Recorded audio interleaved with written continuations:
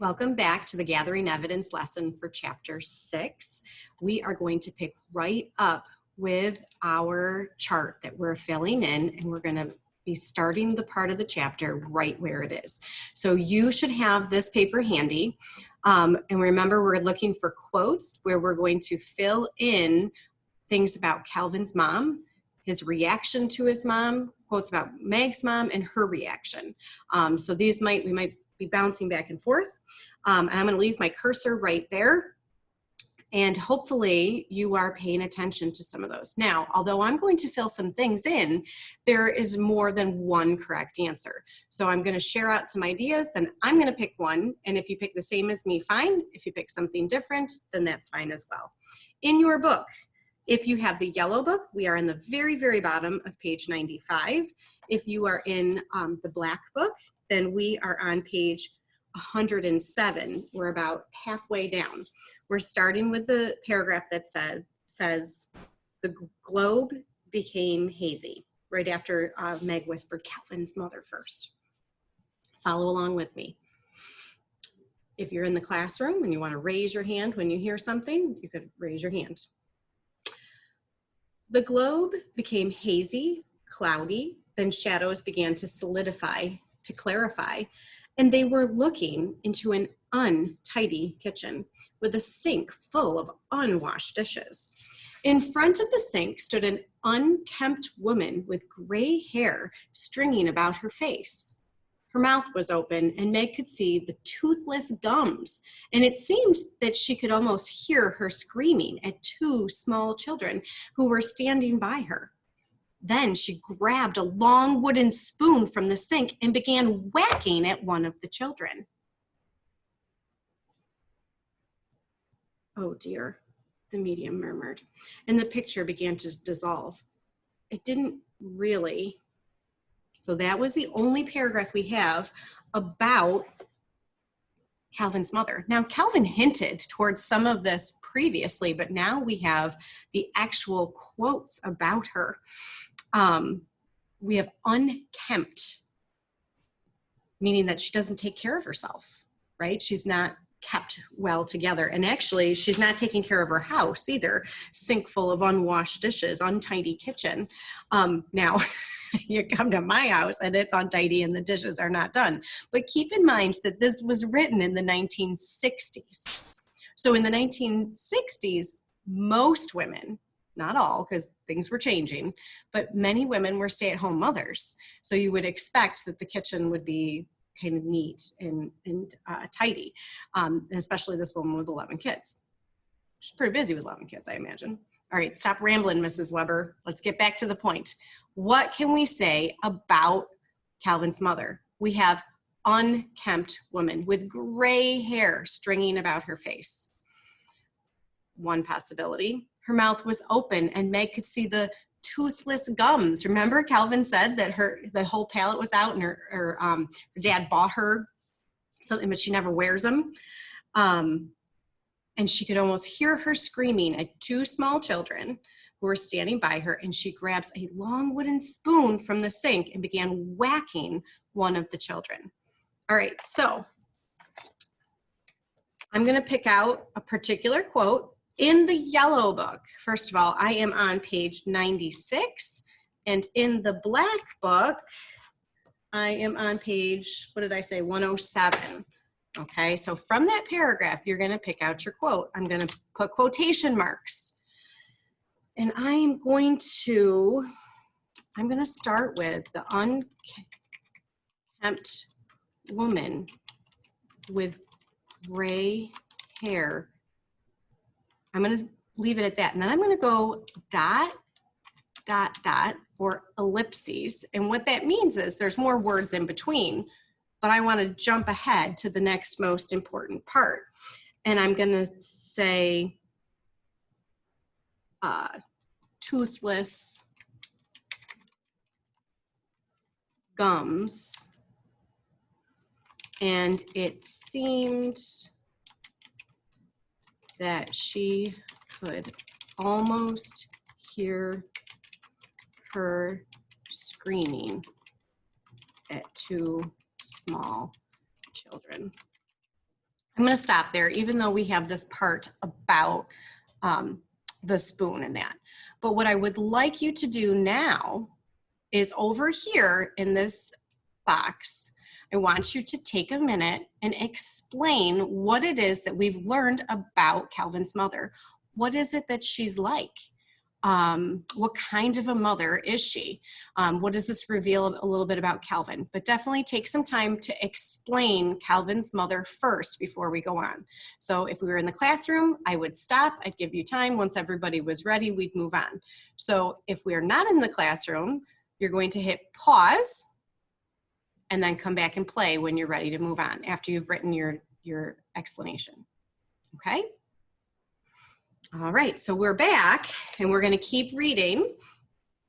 Still on 96 or 107. It's all right, Calvin said in a low voice. I think I'd rather you knew. Now, instead of reaching out to Calvin for safety, Meg took his hand in hers, not saying anything in words, but trying to tell him by the pressure of her fingers what she felt. If anyone had told her only the day before that she, Meg, the snaggle-tooth, the myopic, the clumsy, would be taking a boy's hand to offer him comfort and strength, particularly a popular boy, an important boy like Calvin, the idea would have been beyond her comprehension. But now it seemed as natural to her to help and protect Calvin as it did to Charles Wallace. So we could take a quote about Calvin's reaction to seeing his mother. And I can't remember exactly if there's more along the way. So I'm gonna hold off, but we could put that part where he says, it's all right, I think I'd rather you knew. That probably is kind of our best one, but we might wait to describe it.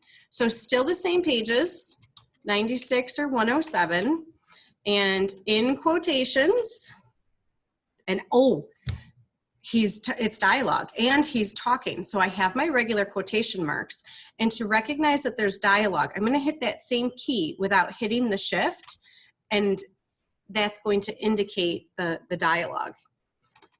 It's all right, Calvin said. Ooh, hang on, I got to have this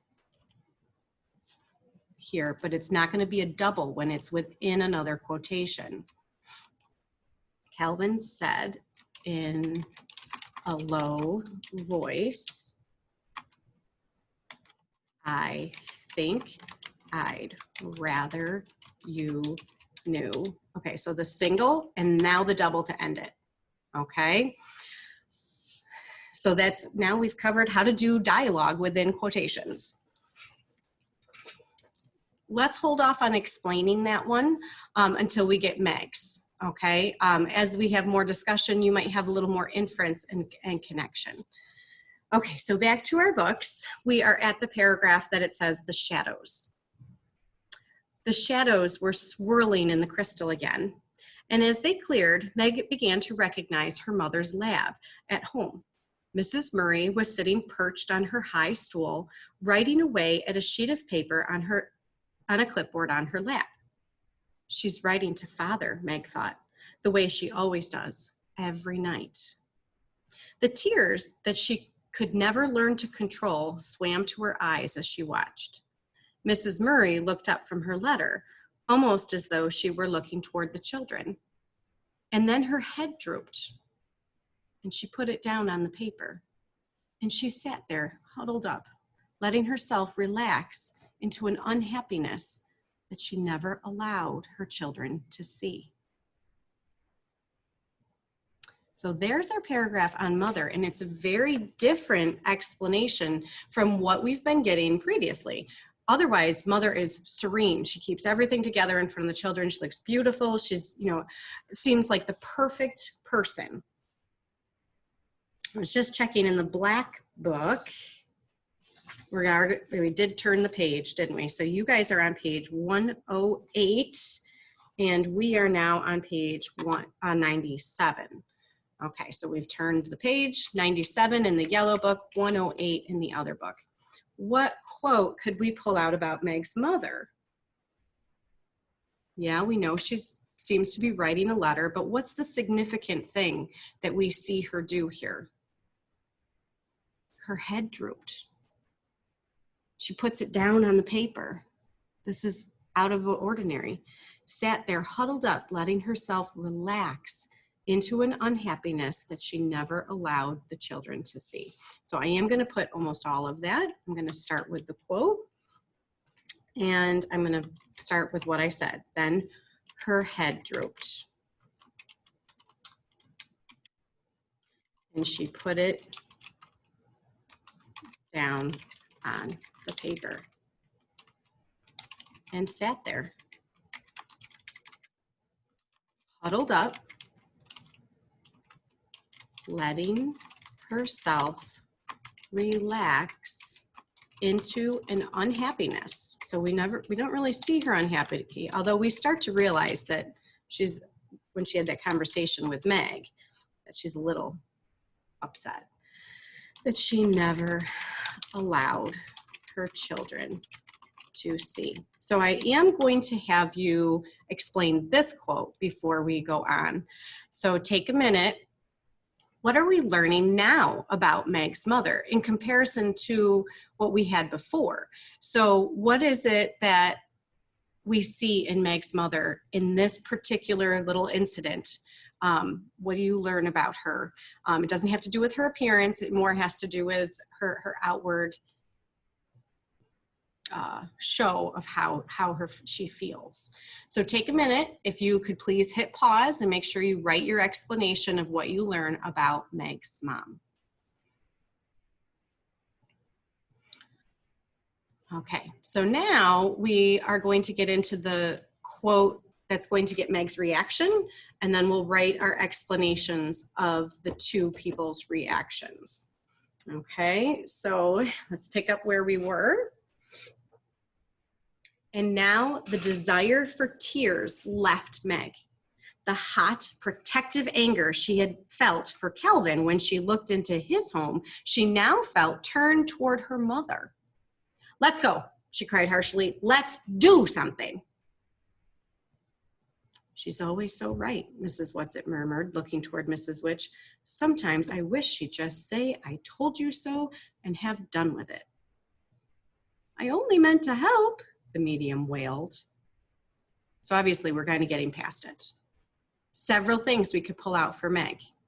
So let's go back up. The first paragraph that we read, what could we pull out that is Meg's reaction to seeing her mother? The hot, protective anger she had felt for Calvin when she looked into his home now felt turned toward her mother. She has hot, protective anger.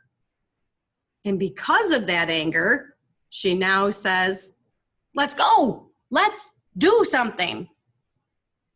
Okay, so we could take both. You could pick one or the other. Either are fine. So first of all, in the yellow book, I am on page 97 still. So I am assuming in the black book, you're on page 108. Okay.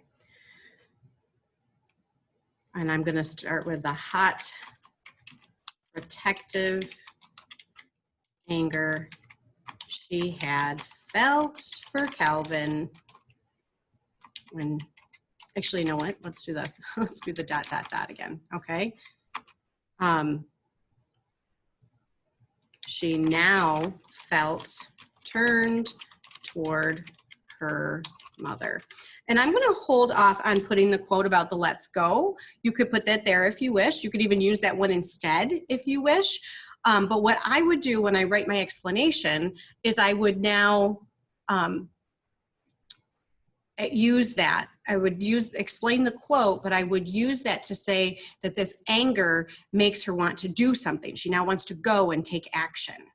Okay, so before I have you write your explanations of the two people's reactions, I'm going to go back up to the question just to make sure that you're getting the information you need. So remember, we're comparing and contrasting Calvin and Meg's view and reaction of their mother. So obviously what they see in their homes is very different.